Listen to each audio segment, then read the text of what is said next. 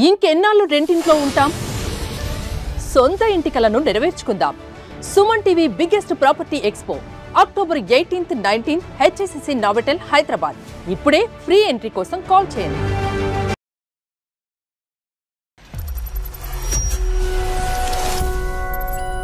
అందమైన జీవితం కార్యక్రమానికి స్వాగతం. నమస్తే కళ్యాణ్ గారు. నమస్తే జయ గారు. కళ్యాణ్ గారు, పావని అనే ఒక అమ్మాయి మనకి మెయిల్ చేసింది. మనం mail domination, female domination, after marriage ఇలాంటి ఇష్యూస్ మీరు వింటుంటారు. మీరు డామినేషన్ పై చేయి వీటి వల్ల ఇష్యూస్ అవ్వటం, సో ఎక్కడి దాకా వెళ్ళిందంటే ఎవరి బతుకులు వాళ్ళు చూసుకుందాం అనే పరిస్థితికి వెళ్ళిపోయింది. వాళ్ళకు ఒక బాబు కూడా ఉన్నాడు. అంటే పూర్తిగా తెలియాలంటే కనుక డెఫినెట్గా మనం ఒకసారి కాల్ చేయాల్సిందేనండి. పావని అమ్మాయి పేరు. తప్పకుండా మేడం.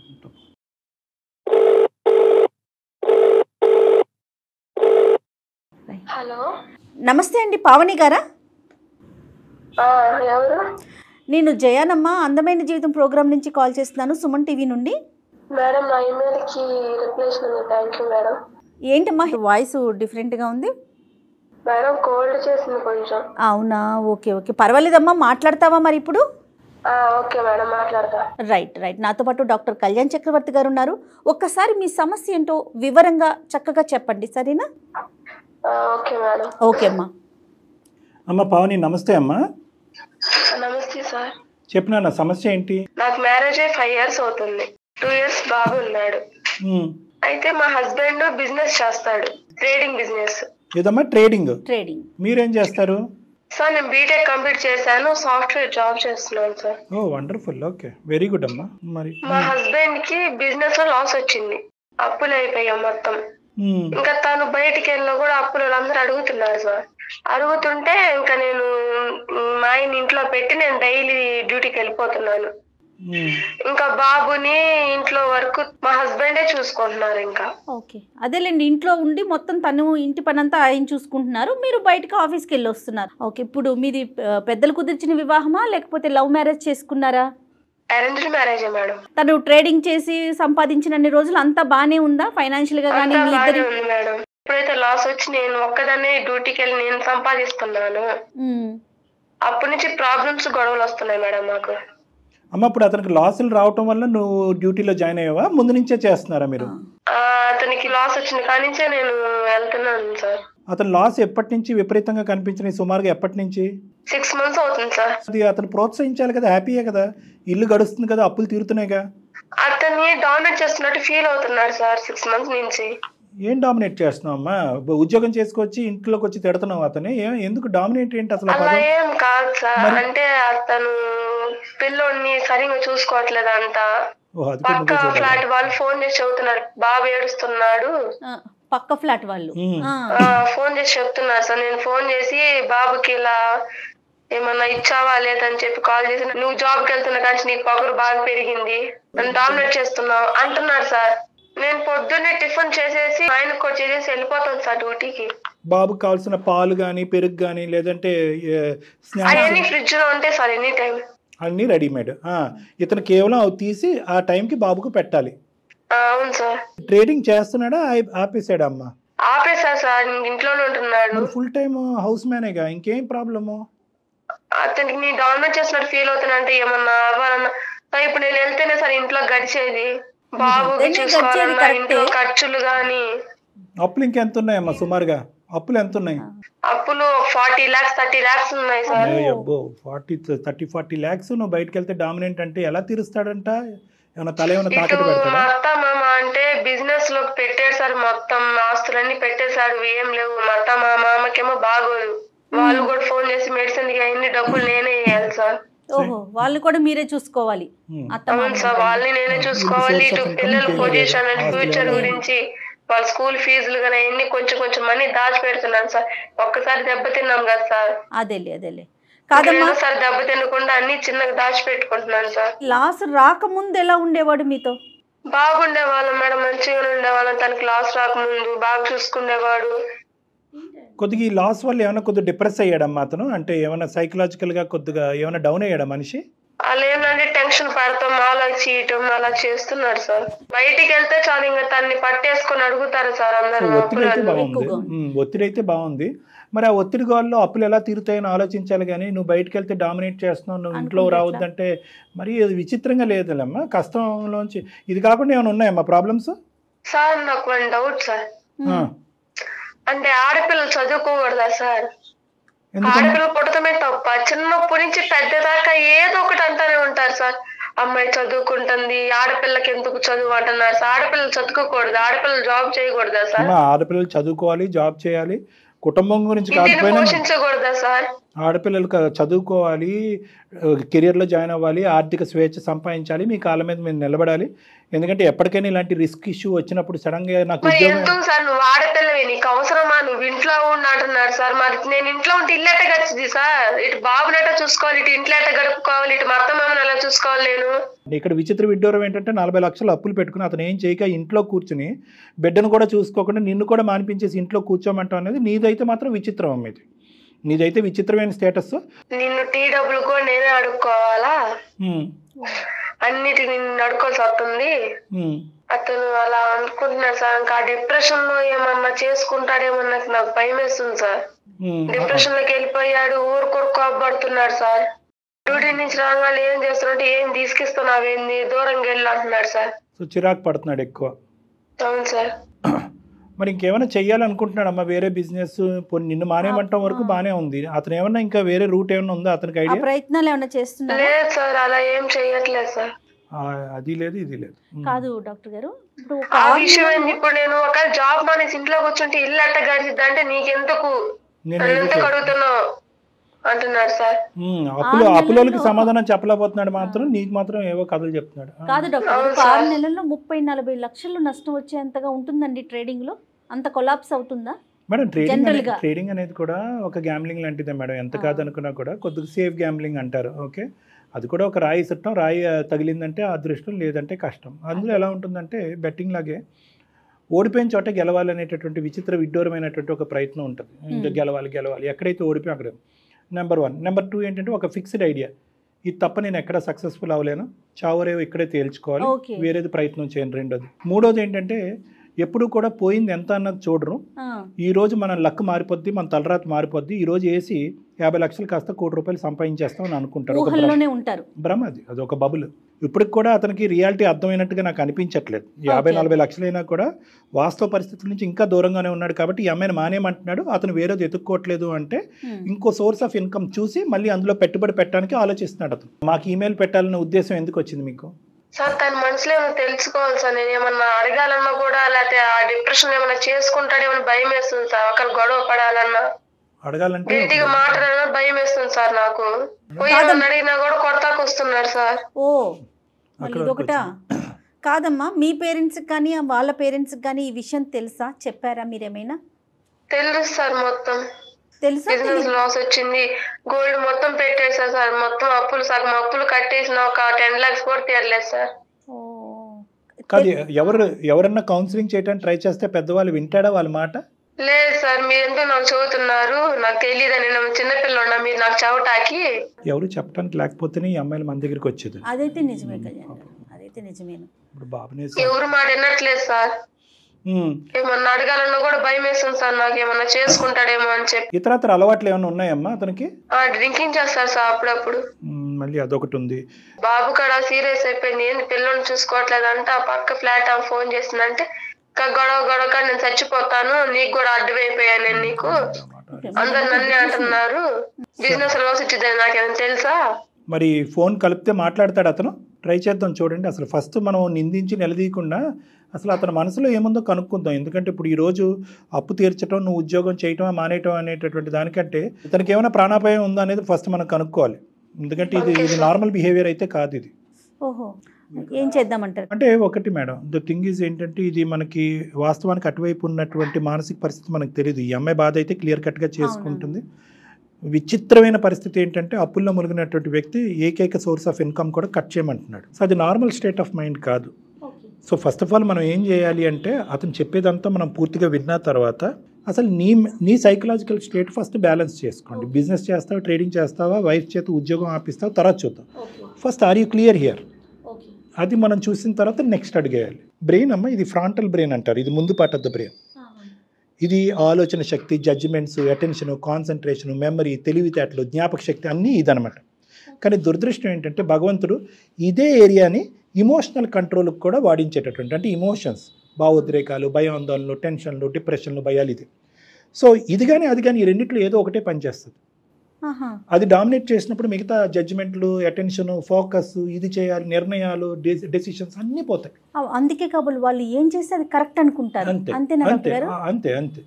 సో ఎప్పుడు కూడా ఏంటంటే బాబు నువ్వు ఇలా చేయి అనే ముందు ఫస్ట్ నువ్వు ఆ ఒత్తిడిలోంచి బయటకు రా, డిప్రెషన్లోంచి బయటకు రా, బ్రతుకు మీద ఒక నమ్మకాన్ని సాధించు. నిర్ణయాలు, డెసిషన్స్ ఆటోమేటిక్గా ముందుకెళ్తాయి. The person you are speaking with has put your call on hold. Hello hello చెప్పు. ఏమండి? చెప్పు. ఎక్కడున్నారు? ఇంట్లో ఉన్నాను. ఇంకెక్కడ ఉంటా? ప్రతిసారి ఫోన్ చేసి ఇసుకేయొద్దని చెప్పాను కదా, పిల్లగాని చూసుకోమని చెప్పావు. జాబ్కి వెళ్ళి ఇంక ఊరికి ఫోన్ చేసి ఇసుకేయొద్దని చెప్పాను కదా. ఎందుకండి అట్ అంటారు? అంతే కదా మరి, ఇంకా నా జాబ్ ఏంది? పిల్లగాని చూసుకోవాలి, ఇంట్లో పనులాగా ఉంటున్నాను కదా ఇంట్లోనే. ఇంకా మాట్లాడబాకండి. సాయంత్రం వస్తావు, ఇంకా ఇంటికే వస్తావు కదా, ఇంకా ఫోన్ చేయడం ఎందుకు నువ్వు? సాయికృష్ణ గారు నమస్తే అండి. నమస్తే, సారీ నేను ఎవరైనా బిల్లు అడిగారు.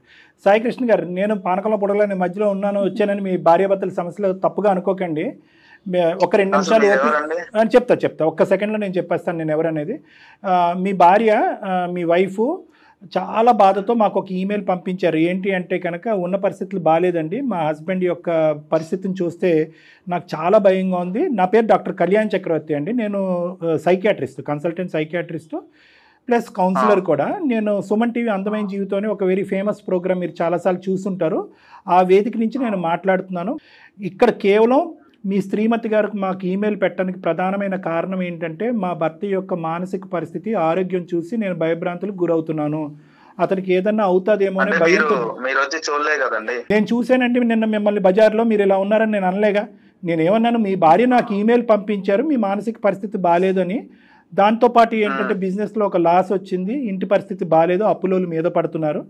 ఇక్కడి నుంచి బయటకు వేయటానికి నేను బయటకు వెళ్ళి ఉద్యోగం చేసుకుంటే అతను నేను ఉద్యోగం చేయటం అనేది కూడా కరెక్ట్ కాదు అన్నట్టుగా అనిపిస్తుంది, కోపం వస్తుంది, చిరాకు పడుతున్నాడు, బాధపడుతున్నాడు అని అన్నారన్నమాట. సో దానికి ఏంటంటే మీకేమన్నా నా ద్వారా హెల్ప్ కావాలేమో అనే ఉద్దేశంతో మీకు ఫోన్ చేయడం జరిగింది అంతే. సో ట్రేడింగ్ చేస్తుంటే ఏమైందండి? ఎంతకాలం బట్టి మీకు ట్రేడింగ్ అలవాటు ఉంది? 1 year 1.5 year నుంచి ఉందండి. సరే, ఎందుకు లాస్ వచ్చింది? అంటే కొంచెం ఇన్వెస్ట్మెంట్ పెడుతున్నాను, అవి వస్తున్నాయి, ప్రాఫిట్ వస్తున్నాయి అనే టైంలో మళ్ళీ లాస్ అవుతున్నాను. అంటే ఆవిడ 40-50 లక్షల వరకు మీరు అప్పుల పాలయ్యారని చెప్తుంది, నిజమేనా అది? అవునండి, అవ్వాను. ఇప్పుడు జాబ్ కూడా మానేసాను, దాంట్లో అంతా మానేసేసి ఇంట్లో మా వైఫ్ జాబ్ చేస్తా, నేను ఇంట్లోనే ఉండు, పిల్లగాని చూసుకో, అది ఇది అంటున్నారు. అది ఇప్పుడు ఒక అమ్మాయిని బయటికి పంపించాలంటే ఆలోచించాలి కదండి. పిల్లగాని చూసుకో, నేను జాబ్ చేస్తాను, మన ఇంటి రెంట్ ఇవన్నీ అవుతున్నాయి అదని చెప్పేసి నాతో గొడవ పెట్టుకుందండి. ప్రతిరోజు అదే గొడవ ఇంట్లో. అంటే ఇప్పుడు తను నన్ను డామినేట్ చేస్తున్నట్టు ఉంది కదండి. చాయ్కైనా సరే డబ్బులు అడుకోవాల్సి వస్తుంది, మన ఏదో సంథింగ్ ఏదైనా ఫుడ్ కానీ మొత్తానికి అమౌంట్ అడుకోవాల్సి వస్తుంది కదండి. ఇక్కడ 2 అంశాలు, నేను 2 సింపుల్ లాంగ్వేజ్ లో మాట్లాడుతున్నాను. మీరు చేయక ఆవిడ చేస్తుందా, మీరు చేస్తానన్నా కూడా ఆవిడ బయట పరిగెట్టుకుని వెళ్ళి చేస్తుందా? ఏది ఇందులో? ఈ 2 ఆప్షన్ ఏ, ఆప్షన్ బియా? Option B sir. ఇప్పుడు నేనేం అంటే తను నన్ను డామినేట్ చేస్తున్నట్టుంది కదా సార్. ఇప్పుడు అంటే ఇంట్లో ఉండే నేను ఎట్లయినా సరే కష్టపడైనా సరే ఇప్పుడు కొంచెం ముందుగా కొంచెం 1.5 year తర్వాత సెట్ అయిన సరే నేను ఇట్లా తెస్తానే, నువ్వు ఇంట్లోనే ఉండు, నువ్వు ఆ పిల్లగాలను చూసుకొని నేను చేస్తానని చెప్పానండి. సాయి గారు ఇప్పుడు ఈ 1.5 year మీరు ఇద్దరే కాదు, మీకు ఒక బాబు కూడా, 3 ఉన్నారు. మరి నెల ఖర్చులు, అవసరాలు, ఆ సోర్స్ చెప్పారా ఆ అమ్మాయికి? నేను చెప్పాను మేడం, 1.5 year తర్వాత వెళ్తాను అంటున్నావు. అప్పుడు దాకా ఇల్లు ఎట్లా గడిచిద్ది, అత్తమ్మ ఎలా చూసుకోవాలి, ఇంట్లో ఏం చేసుకోవాలి, సరుకులు ఎట్లా, పిల్లోడికి మెడిసిన్స్ కానీ ఏంటి అట్లా, మనకి ఇల్లట గడిచిద్ది ఏంది, కరెంట్ బిల్లు, ఇంటి రెంట్ ఎంత ఉంది, అర్థమైందమ్మా? ఆ మాత్రం ఫోన్ చేస్తున్నారు. పావని, ఆ మాత్రం లెక్కలు ఆ స్థాయిలో ఉన్న వ్యక్తి ఈజీగా లెక్కేయగలడు, కానీ అతని లెక్క అది కాదు. ఇక్కడ ఏంటంటే ఇరుగు పొరుగు, పక్కింటోళ్ళకి, ఎదురింటోళ్ళకి, అందరికీ సడన్గా భర్త ఇంట్లో ఉంటున్నాడు, భార్య పనికి పరిగెడుతుంది. సో పని చేయనటువంటి ఒక భర్త, సంపాదించినటువంటి భర్త, హౌస్ బిజినెస్ చేసే వ్యక్తి కాస్త ఈరోజు హౌస్ మ్యాన్ కింద అయిపోయాడు. ఇదొక ఫీలింగ్ అతని బ్రెయిన్లో పక్కన రన్ అవుతుంది అనేది మనకు అర్థమవుతుంది. రెండే అంశాలు సాయి కృష్ణ గారు, ఇది పెద్ద టాపిక్ కాదు, దయచేసి అర్థం చేసుకోండి. ఎందుకంటే ఇప్పుడు ఎప్పుడు ఎక్కడైనా కూడా మీరే breadwinner, you are the solo power of the house. మీరు ఏదనుకుంటే అదే జరుగుతుంది ఇంట్లో. కానీ ఈ తాత్కాలికమైనటువంటి దిక్కుతోచనటువంటి పరిస్థితిలో ఆవిడ బయటకు వెళ్ళి పని చేయడం తప్ప ఇంకో దారి లేదు. కాబట్టి ఇక్కడ 2 ఈల్ని పక్కన పెట్టాలి మీరు. 2 ఈ ఫర్ ఎలిఫెంట్ అంటారు కదా, 2 ఈల్ని పక్కన పెట్టాలి. ఒకటి ఇమోషను, ఇంకోటి ఈగో. ఈ ఇమోషన్ ఈగో తీసి పక్కన పెడితే మొత్తం అంతా కూడా సాఫీగా ముందుకెళ్ళిపోతుంది. నేను ఒక పెద్ద వరకు నేను ఆగమంటున్నా కదండి, 1.5 years తర్వాత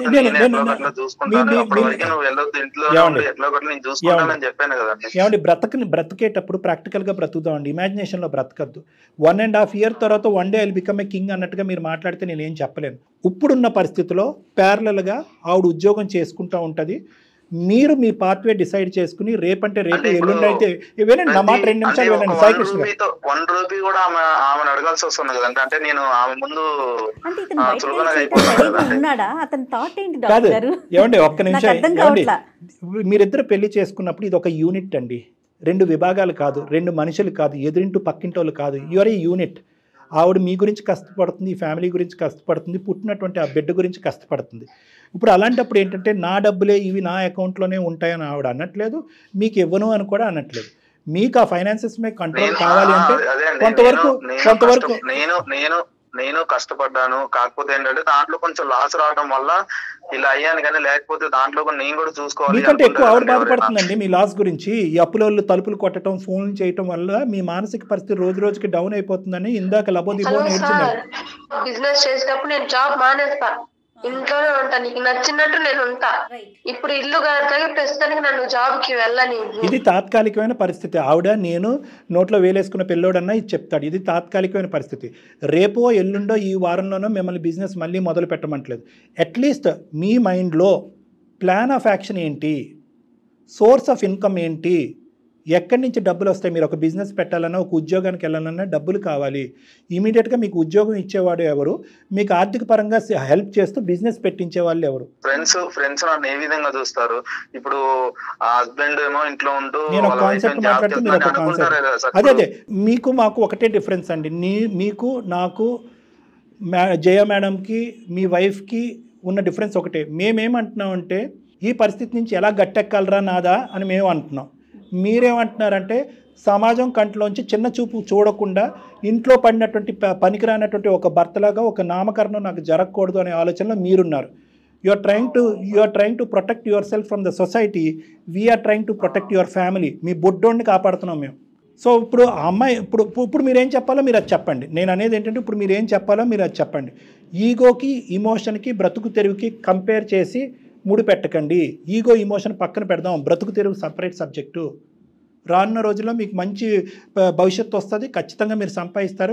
మీ వైఫ్ ఉద్యోగం మానేస్తుంది మీ కోరిక మీద, శుభ్రంగా బాబుని చూసుకుంటుంది. ఈ లోపల సమాజాన్ని పక్కింటి ఆంటీ వచ్చి మీ బిడ్డ ఎందుకు ఏడుస్తున్నాడు ఇవన్నీ పక్కన పెట్టి మీరు రానున్న రోజుల్లో ఏ విధంగా సంపాదించాలనుకుంటున్నారో ఒక్కటి ఆ అమ్మాయి క్లారిటీ ఇవ్వండి, మేము ఫోన్ పెట్టేస్తాం. మీ డైలీ నీడ్స్కి మీరు ఏం చేయబోతున్నారు అదొక్కటి చెప్పండి డాక్టర్ గారికి. అప్పెలా తీరుతుంది, డైలీ నీడ్స్కి ఏం చేయబోతున్నారు, పాల ప్యాకెట్ ఎలా కొంటారు, ఇంటి అద్దె ఎలా కడతారు, బాబుని స్కూల్కి ఎలా పంపిస్తారు? చెప్పాను కదా సార్, ఇందాక 1.5 years తర్వాత ఎట్లాగో అలాగా నేను చూసుకుంటాను. అప్పటి వరకు నేను ఏ ఇబ్బంది పెట్టినా పిల్లగాన్ని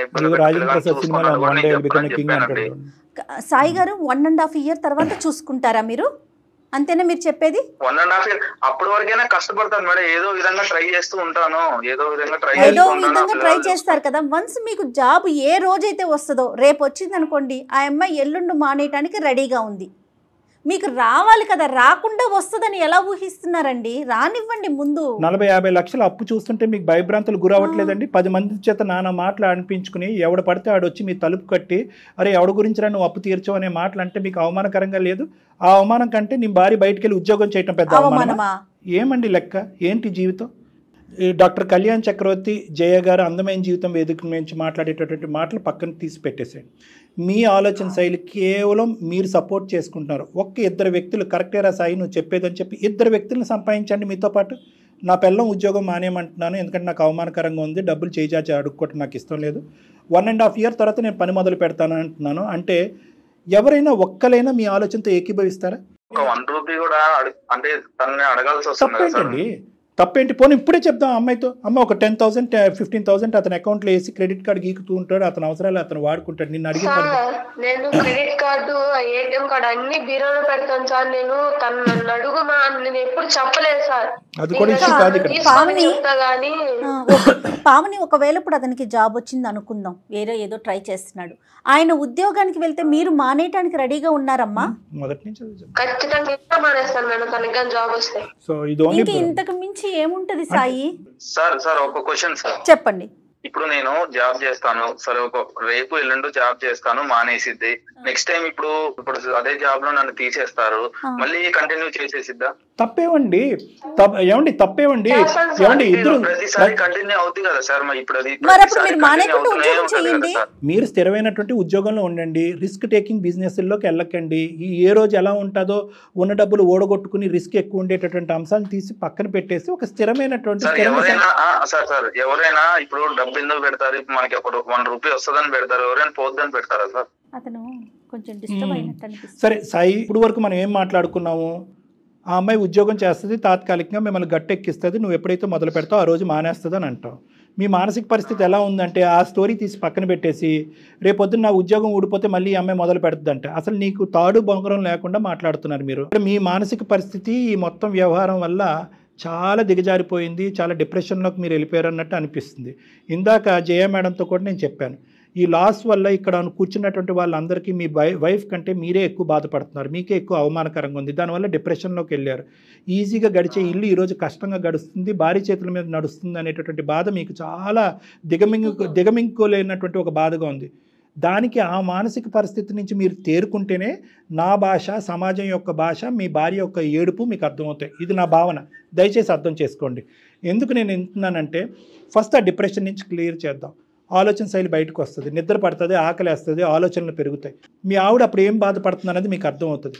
ఒక్కసారి మీరు నా దగ్గరికి రాగలరా? మీరు మీ వైఫ్ నా క్లినిక్కి రండి,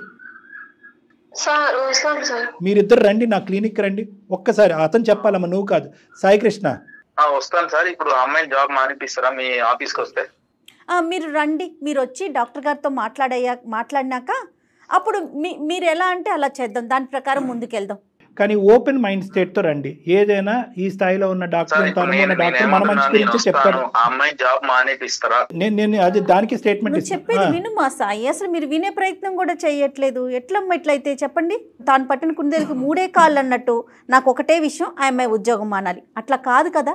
అంటే సాయి మేడం చెప్పినట్టుగా ఓపెన్ మైండ్తో రండి అన్న. నేను మీ భార్య పార్టీ కాదు, నీ పార్టీ కాదు, నేను మీ కుటుంబం పార్టీ. మీ ఇద్దరు ఆలోచనల వల్ల బిడ్డ సఫర్ అవ్వకూడదు.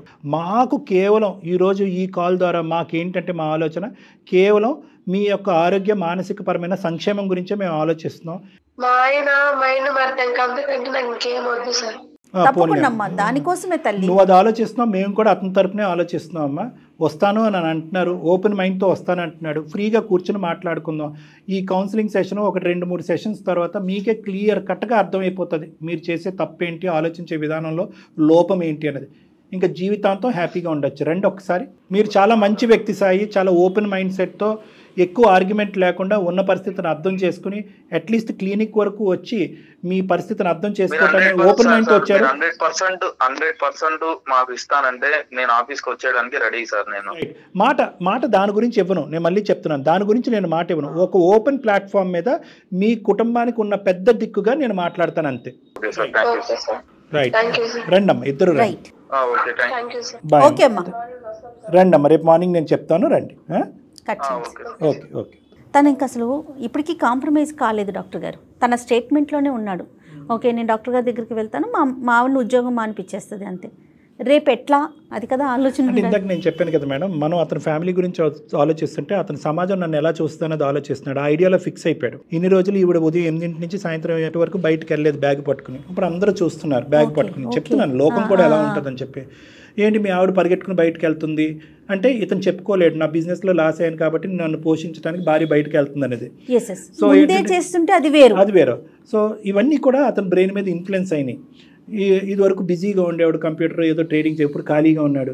ఆ పప్పు తీయాలి, సాంబార్ చేయాలి, లేదంటే ఇంకోటి ఏదో పని చేయాలి, బాబుకి డైపర్స్ మార్చాలి, టాయిలెట్కి వెళ్తే కడగాలి, ఇవన్నీ ఉంటాయి. నెంబర్ 1. నెంబర్ 2, బాబు ఏడుస్తున్నాడు.